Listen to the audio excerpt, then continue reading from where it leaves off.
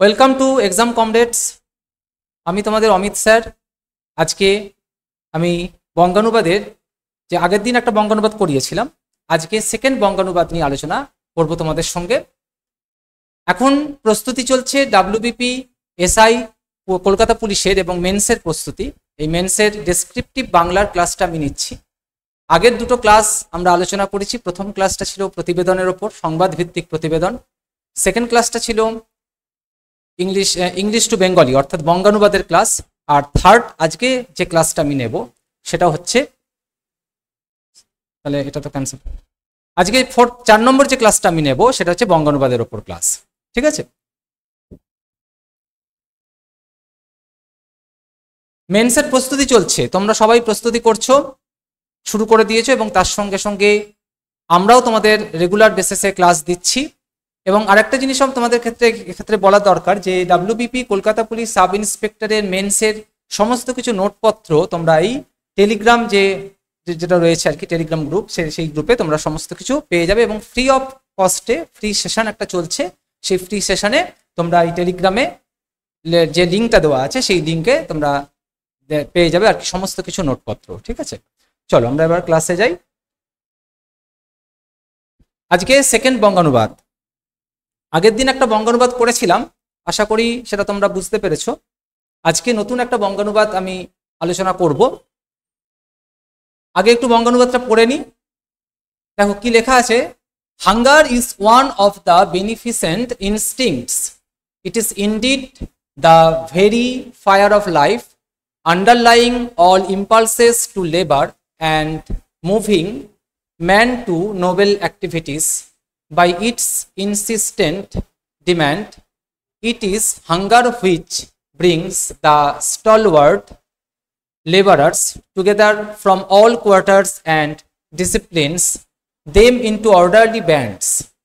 Hunger sits at the loom and with unassuming power is waving the wondrous fabrics of cotton and silk. Hunger sits at the furnace and the plough, goading the indolence of man into strenuous work. Necessity of food is the mother at work. It is the grandmother of civilization. এইটা হচ্ছে তোমাদের মূল passage. এই প্যাসেজটা যখন পরীক্ষায় তোমরা men's পরীক্ষা দিতে যাবে তখন এই যে প্যাসেজটা দেবে, ইংলিশে যে প্যাসেজটা দেওয়া থাকবে সেটা ভালো করে পড়বে। পড়ার পর তার মধ্যে থাকা কিছু কিছু শব্দের মানে যে আমরা জানি তা তো নয়, আমাদের একটুখানি মনে করতে হয়।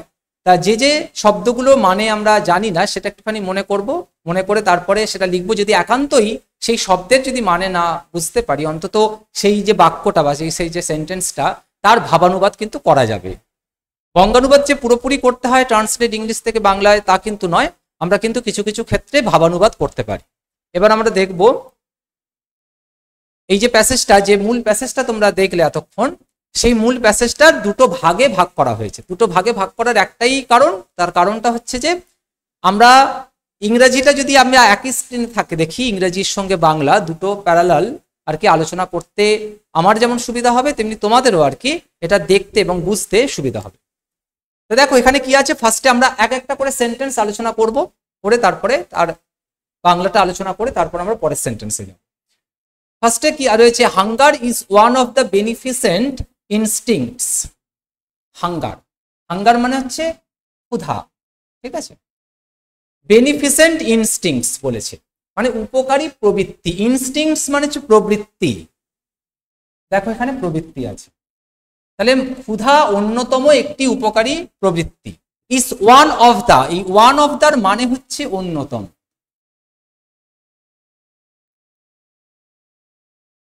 Hunger is one of the beneficent instincts মানে হলো তাহলে ক্ষুধা অন্যতম একটি উপকারী প্রবৃত্তি। বোঝা গেল? এরপর it is indeed the very fire of life. It is indeed the very fire of life, underlying all impulses to labour and moving man to noble activities by its insistent demand.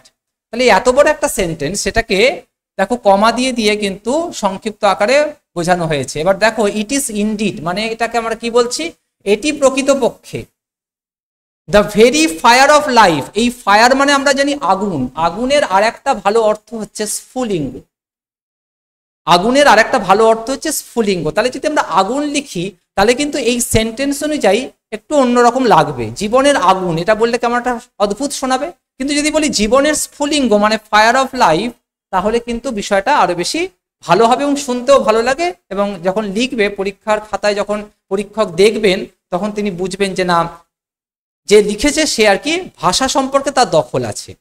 এখানে ইংরেজি থেকে বাংলা অনুবাদ মানে আমরা সেই school জীবনে যেটা শিখে এসেছি সেরকম ট্রান্সলেশন করা তা কিন্তু পুরোটাই নয়। এখানে কিন্তু আমাদের এই যে কোন শব্দগুলোর ক্ষেত্রে কোন শব্দ আমরা ব্যবহার করছি, ইংরেজি কোন ওয়ার্ডের ক্ষেত্রে কোন বাংলা ওয়ার্ড ব্যবহার করছি, এটাও কিন্তু ভাইটাল, এটাও কিন্তু দেখা হয়। এবং যে ক্ষেত্রে আমি বলেছিলাম যে বঙ্গানুবাদের সাথে সাথে আমরা ভাবানুবাদ করব, এই ভাবানুবাদ কিন্তু আমার এই প্যাসেজের মধ্যেই আছে, সেটা আস্তে আস্তে আমরা শিখবো। দেখো ফায়ার অফ লাইফ হচ্ছে জীবনের স্ফুলিঙ্গ, ঠিক আছে, হলো। এরপর বলছে underlying all impulses to labour, এই অবধি আগে আসি, যা সব কাজের চালিকা শক্তি, চালিকা শক্তি, এই যে ইম্পালসেস টু লেবার। অ্যান্ড আছে দেখো, এবং লেখা আছে এখানে, এবং moving man to noble activities by its insistent demand, যার চাহিদা পূরণের জন্যই মানুষ সৎ কাজের দিকে চালিত হয়। চাহিদা পূরণের জন্য ইনসিস্টেন্ট ডিম্যান্ড, তার জন্য কি হচ্ছে নোবেল অ্যাক্টিভিটিস, নোবেল অ্যাক্টিভিটিস মানে হচ্ছে ভালো কাজ, সেই ভালো কাজের দিকে মানুষ এগিয়ে যায়। সেই ভালো কাজের চালিকা শক্তিটা আমরা পাচ্ছি কোথায় না, এই সৎ কাজের মধ্যে। এরপর রয়েছে দেখো it is hunger which brings the stalwart laborers together from all quarters and disciplines them into orderly bands। এই যে এত বড় সেন্টেন্সটার এটার বাংলা, ক্ষুধাই জীবনের বিভিন্নমুখী সাহসী পরিশ্রমীদের একত্রিত করে। ক্ষুধা এমনই একটা জিনিস যেটার জন্য আমরা প্রতিনিয়ত ছুটে চলেছি, এই ক্ষুধা আছে বলেই আমাদের কাজ করার প্রবণতাটা বাড়ছে। এবার এখানে এই যে সেন্টেন্সটা রয়েছে ইট is hunger which brings the stalwart labourers, এই যে স্টলওয়ার্ড লেবারার্স এই যে কথাটা, এটাকে আমরা বলছি যে সাহসী পরিশ্রমীদের, বিভিন্নমুখী সাহসী পরিশ্রমীদের একত্রিত করছে। এরপর বলছে দেখো from all quarters, all quarters মানে হচ্ছে এই যে সবাইকে, বিভিন্নমুখী সাহসী পরিশ্রমীদের একত্রিত করছে। এবং অ্যান্ড ডিসিপ্লিনস, ডিসিপ্লিনস হচ্ছে শৃঙ্খলা পরায়ণ, যে কোনো কাজের ক্ষেত্রে সে যে কোনো কাজ বলো না কেন সেক্ষেত্রে আর কি ডিসিপ্লিনটা সবার আগে দরকার, তা শৃঙ্খলা পরায়ণ হতে হবে। শৃঙ্খলা পরায়ণ যদি হই তাহলে কিন্তু আমি এই কাজটা করতে পারবো, যে কোনো কাজই করতে পারবো। তাহলে শৃঙ্খলা পরায়ণ গোষ্ঠীতে বলছে, তাহলে disciplines them into orderly bands, তাহলে শৃঙ্খলা পরায়ণ গোষ্ঠীতে পরিণত হতে বাধ্য করে, অর্ডারলি ব্যান্ডস হলো। তাহলে এইটুকুনির মধ্যে কোথাও বুঝতে আশা করি অসুবিধা নেই, যেভাবে বোঝালাম সেভাবে আশা করি অসুবিধা হওয়ার কথা নয়, ঠিক আছে। যদি কোনো রকম কিছু কোনো ক্ষেত্রে যদি অসুবিধা হয় সেক্ষেত্রে তোমরা কমেন্ট বক্সে জানাবে, এবং যে কোনো যদি কোনো বিষয় যদি তোমরা বুঝতে না পারো তাহলে সেক্ষেত্রে কিন্তু কমেন্ট সেকশন থাকছে, সেই কমেন্ট সেকশন তোমরা কিন্তু কমেন্ট করে জানাতে, বুঝতে পারছো। এবার আমরা চলে যাব নেক্সট পার্টে। নেক্সট পার্ট অর্থাৎ এটারই আর একটা পার্ট, দুটো পার্টে যেহেতু ভাগ করেছি। এখানে দেখো কি রয়েছে, hunger sits at the loom and with unassuming power is weaving the wondrous fabrics of cotton, এটা ও করে নাও, COTTON, কটন অ্যান্ড সিল্ক। এই কটন আর সিল্ক এই দুটো সম্পর্কে আমরা জানি, এই মানেটাও আমরা জানি, কিন্তু এই মানেটা একটুখানি অন্যরকম ভাবে লেখা আছে এখানে। দেখো হাঙ্গার সিটস মানে ক্ষুধা আছে বলে, তাঁতে বসে, লুম অ্যাট দ্য লুম, তাঁতে বসে, উইথ আনঅ্যাজিউমিং পাওয়ার, আনঅ্যাজিউমিং পাওয়ার মানে ধারণাতীত ক্ষমতায়,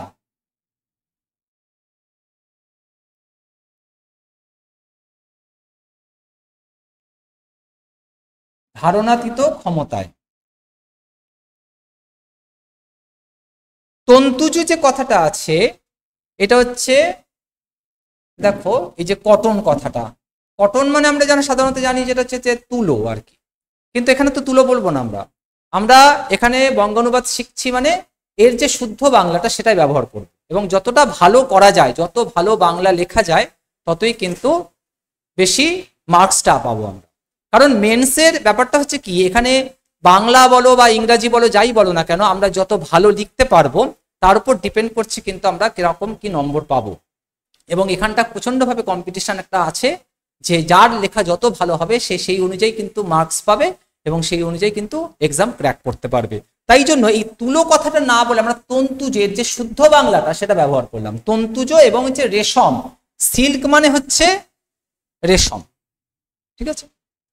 তাহলে এই সেন্টেন্সটা কি দাঁড়ালো, সেকেন্ড সেন্টেন্সটা আমি আরেকবার পড়ছি, দেখো, hunger sits at the loom and with unassuming power is weaving the wondrous fabrics of cotton and silk.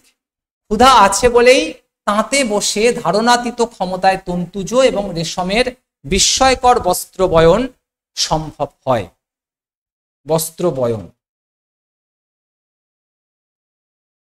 ওয়ান্ডারাস fabrics, বোঝা গেল। এরপর পরের sentence, hunger sits at the furnace and the plough go adding the indolence of man into strenuous work। আচ্ছা, ক্ষুধা ধাতু গলানোর চুল্লিতে, এই যে ধাতু গলানোর চুল্লি,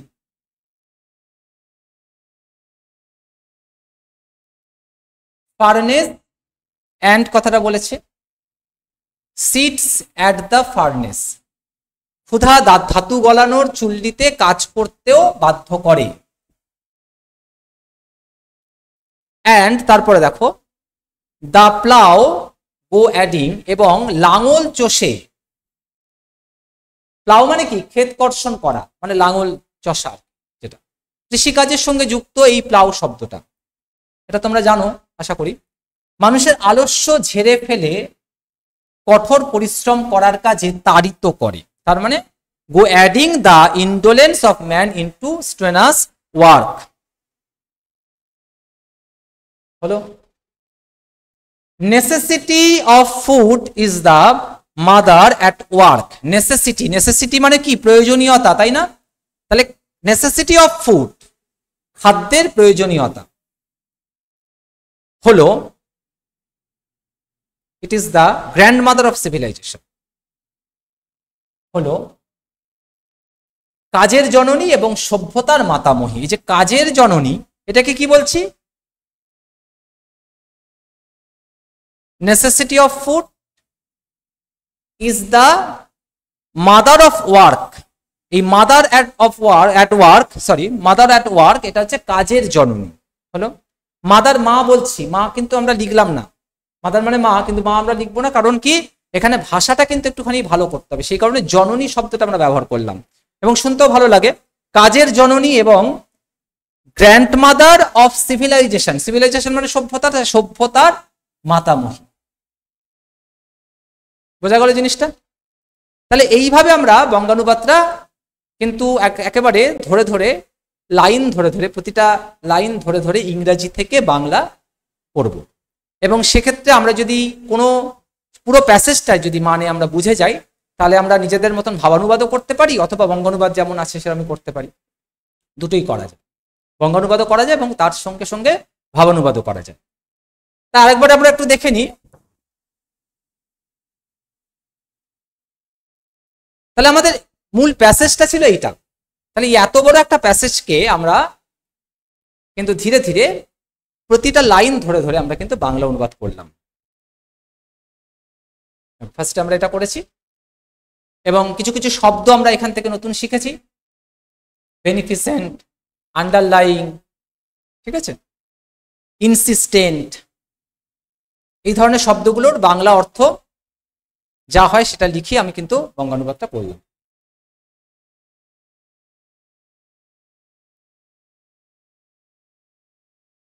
ঠিক আছে, তাহলে বঙ্গানুবাদের আশা করি তোমরা বুঝতে পেরেছো। বঙ্গানুবাদের ক্লাস এই অবধি থাকলো। তোমরা জানোই যে সবাই এখন WBP কলকাতা পুলিশের আর কি মেন্সের প্রস্তুতি চলছে, তার সঙ্গে সঙ্গে এই যে টেলিগ্রাম গ্রুপটা রয়েছে, এটা এখানে তোমরা আর কি ফ্রি সেশন রয়েছে, এই ফ্রি সেশনে তোমরা ক্লাস করতে পারছো ফ্রিতে, এবং তার সঙ্গে সঙ্গে সমস্ত কিছু নোটসপত্র এই টেলিগ্রাম গ্রুপে দেওয়া থাকছে, তোমরা সেগুলো কিন্তু দেখে নেবে। এবং আমার এই ভিডিও, এই এক্সাম কমরেডস এই ইউটিউব চ্যানেলের সমস্ত ভিডিও তোমরা দেখতে থাকো এবং সেগুলো লাইক করো, এবং যদি কোনো রকম কোনো সমস্যা তোমাদের থেকে থাকে বা যদি কোনো তোমাদের মন্তব্য থেকে থাকে সেগুলো তোমরা কমেন্ট বক্সে জানাবে, ঠিক আছে? তাহলে আজকে এই অবধি থাকলো, পরের ক্লাসে আবার দেখা হচ্ছে।